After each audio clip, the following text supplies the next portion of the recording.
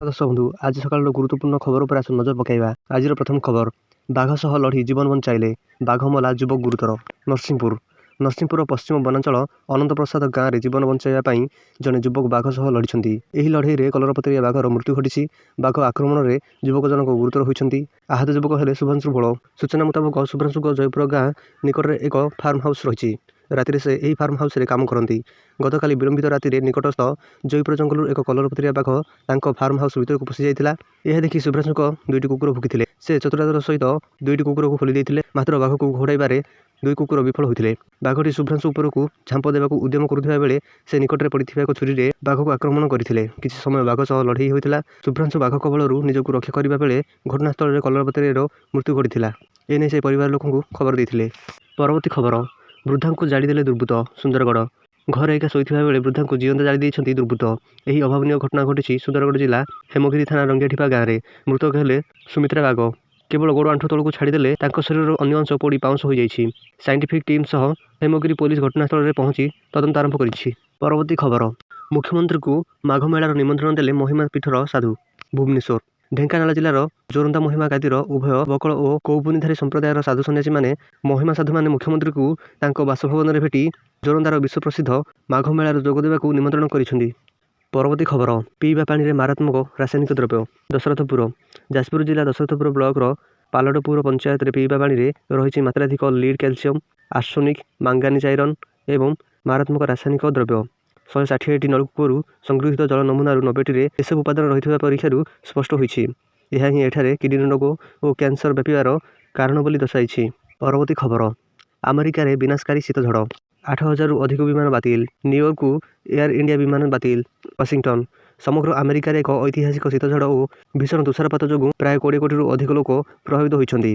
ପରବର୍ତ୍ତୀ ଖବର, ଟ୍ରମ୍ପଙ୍କୁ ଇରାନର କଡ଼ା ଚେତାବନୀ। ତେହେରାନ ଉପରେ ଯେକୌଣସି ଆକ୍ରମଣକୁ ଯୁଦ୍ଧ ବିବେଚନା କରାଯିବ।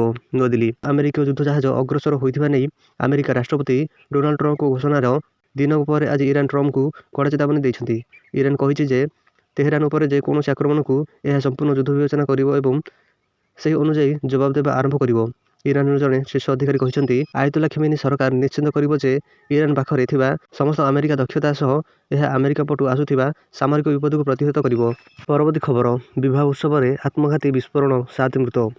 ଇସଲାମାବାଦ ପାକିସ୍ତାନର ଉତ୍ତର ପଶ୍ଚିମରେ ଏକ ବିବାହ ଉତ୍ସବରେ ଆତ୍ମଘାତୀ ବିସ୍ଫୋରଣ ହୋଇ 7 ଜଣଙ୍କର ମୃତ୍ୟୁ ଘଟିଛି ଏବଂ ଆହୁରି 25 ଜଣ ଆହତ ହୋଇଛନ୍ତି। ଖାଇବର ପଖତୁନଖା ପ୍ରଦେଶର ଡେରା ଇସଲାମ ଖାନ ଜିଲ୍ଲାରେ ଶୁକ୍ରବାର ରାତିରେ ଏହି ଅଭାବନୀୟ ଘଟଣା ଘଟିଛି। ପରବର୍ତ୍ତୀ ଖବର, ଆମେରିକାରେ ପତ୍ନୀ, 3 ସମ୍ପର୍କୀୟଙ୍କୁ ହତ୍ୟା ଅଭିଯୋଗରେ ଭାରତୀୟ ଗିରଫ। ୱାଶିଂଟନ ଆମେରିକାରେ ଜଣେ ଭାରତୀୟ ବଂଶୋଦ୍ଭବ ନିଜ ପତ୍ନୀ ଏବଂ 3 ସମ୍ପର୍କୀୟଙ୍କୁ ହତ୍ୟା ଅଭିଯୋଗରେ ଗିରଫ ହୋଇଛନ୍ତି। ପରବର୍ତ୍ତୀ ଖବର, ଭୁବନେଶ୍ୱର ପାଇଁ ଦରକାର ଟେକ୍ସାସ ମଡେଲ। ଭୁବନେଶ୍ୱର 2036 ସୁଦ୍ଧା ରାଜ୍ୟ ସରକାର ବିକଶିତ ଓଡ଼ିଶା ଗଠନ କରିବାକୁ ଲକ୍ଷ୍ୟ ରଖିଛନ୍ତି। ଏହାକୁ କିପରି ଧାର୍ଯ୍ୟ ସମୟରେ ହାସଲ କରାଯିବ ସେନେଇ ନୀତି ଆୟୋଗଙ୍କ ସହଯୋଗରେ ରାଜ୍ୟ ସରକାର କାମ କରିବାକୁ ନିଷ୍ପତ୍ତି ନେଇଛନ୍ତି। ଭୁବନେଶ୍ୱର, କଟକ, ପୁରୀ, ପାରାଦୀପ ଅର୍ଥନୈତିକ କ୍ଷେତ୍ର ଓଡ଼ିଶା ଅଭିବୃଦ୍ଧିର ଇଞ୍ଜିନ ହେବ। ପରବର୍ତ୍ତୀ ଖବର, ଆଜିଠୁ ଖଣ୍ଡଗିରି ମାଘମେଳା। ଖଣ୍ଡଗିରି ଆଜିଠୁ ଆରମ୍ଭ ହେବ ପ୍ରସିଦ୍ଧ ଖଣ୍ଡଗିରି ମାଘମେଳା। ମେଳାର ଅବ୍ୟବହିତ ପୂର୍ବରୁ ଖଣ୍ଡଗିରି ପାଦଦେଶ ସାଧୁମୟ ହୋଇଛି। ରାଜ୍ୟ ଓ ରାଜ୍ୟ ବାହାରର ସାଧୁମାନଙ୍କ ପୂଜାପାଠ ଓ ମନ୍ତ୍ର ଉଚ୍ଚାରଣରେ 9 ଦିନ ଧରି ଖଣ୍ଡଗିରି ପ୍ରକମ୍ପିତ ହେବ। ପରବର୍ତ୍ତୀ ଖବର, ସୁରକ୍ଷା ଦାବିରେ କର୍ମଚାରୀଙ୍କ ଧାରଣା, ଗଡ଼ିଲାନି ଆମ ବସ୍। ଖଣ୍ଡଗିରି ଆଜି ସକାଳେ ପାତ୍ରପଡ଼ା ଆମ ବସ୍ ଡିପୋରେ ବସ୍ କର୍ମଚାରୀଙ୍କ ପକ୍ଷରୁ ଧର୍ମଘଟ କରାଯାଇଛି। ଗତକାଲି ଜନପଥରେ 3ଟି ଆମ ବସ୍କୁ ଉତ୍ତ୍ୟକ୍ତ ଲୋକ ଭଙ୍ଗାରୁଜା କରିବା ସହ ଏହାର କ୍ୟାପ୍ଟେନକୁ ଆକ୍ରମଣ କରିବା ଘଟଣାର ପ୍ରତିବାଦ କରି କର୍ମଚାରୀମାନେ ବସ୍କୁ ଚଢ଼ି ନଥିଲେ। ସକାଳ 6ଟାରୁ ଦିନ 12:30 ପର୍ଯ୍ୟନ୍ତ ଆମ ବସ୍ କର୍ମଚାରୀମାନେ ସୁରକ୍ଷା ଦାବିରେ ଧାରଣା ଦେଇଥିଲେ।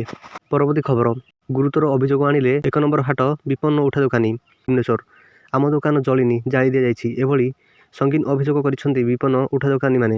କୌଣସି ଅଦୃଶ୍ୟ ହାତ ଏହା ପଛରେ ରହିଛି। ସିସିଟିଭି ଫୁଟେଜ ଯାଞ୍ଚ ସହ ଏହାର ଉଚ୍ଚସ୍ତରୀୟ ତଦନ୍ତ ହେଲେ ଦୋଷୀ ନିଶ୍ଚିତ ଧରାପଡ଼ିବ ବୋଲି କହିଛନ୍ତି। ପରବର୍ତ୍ତୀ ଖବର, ଚୁପ୍ ବସିଛି ପୌରପାଳିକା। ଜଟଣୀ ଜଟଣୀ ସହରର ସବୁଆଡ଼େ ଛାଇଯାଇଛି ପୋଷ୍ଟର, ହୋର୍ଡିଂ ଓ ବ୍ୟାନର।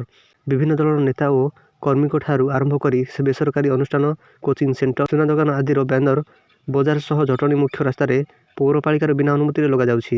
ଆଉ ଏଥିରୁ ବାଦ ପଡ଼ିନି ବିଦ୍ୟୁତ ଖୁଣ୍ଟ। ବେଆଇନ ଭାବେ ଶହ ଶହ ବିଦ୍ୟୁତ ଖୁଣ୍ଟରେ ପୋଷ୍ଟର, ହୋର୍ଡିଂ ଆଦି ଲାଗିଛି। ପୌରପାଳିକା କର୍ମଚାରୀଙ୍କୁ ହାତ କରି ଏଭଳି ବିଜ୍ଞାପନ ଲଗାଯାଇଥିବା ଅଭିଯୋଗ ହୋଇଛି।